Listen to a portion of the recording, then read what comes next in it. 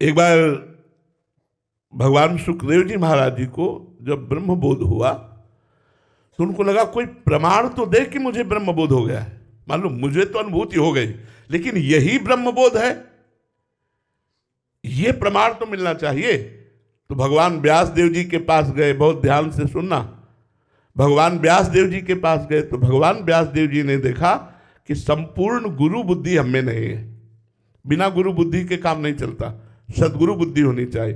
तो उन्होंने कहा इस समय परम ज्ञानी विदेहराज मिथिलाधिपति जनक जी हैं, आप जाइए और अपने अनुभव की पुष्टि महाराज जनक जी से कराइए।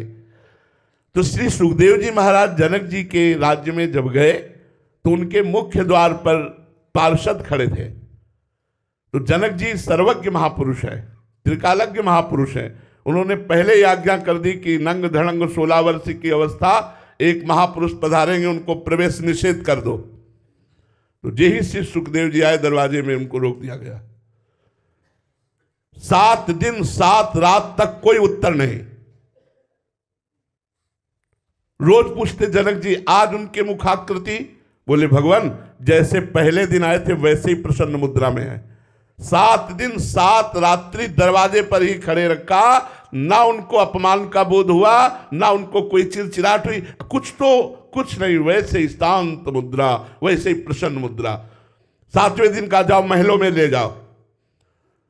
आप दिगंबर रहते थे भगवान सुखदेव जी, महलों में ले गए, सुंदरी नव युवतियों से स्नान कराना, श्रृंगार कराना, भोजन कराना, सब। 7 रात 7 दिन तक सुंदरी नव युवतियां उनके शरीर की सेवा करती रही।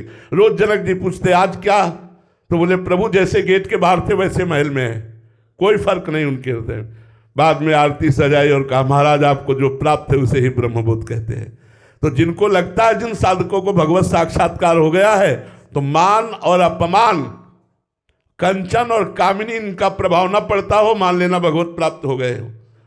और अगर तनिक भी प्रभाव पड़ता है तो डब्बा और पाखंड में मत रहना, माया धज्जियां उड़ा देगी। अगर मान अपमान शून्य हृदय हो गया है, किसी भी सुंदरी स्त्री का प्रभाव पुरुष शरीर पर या पुरुष का प्रभाव किसी स्त्री के हृदय में, तो फिर वो ब्रह्मबोध नहीं।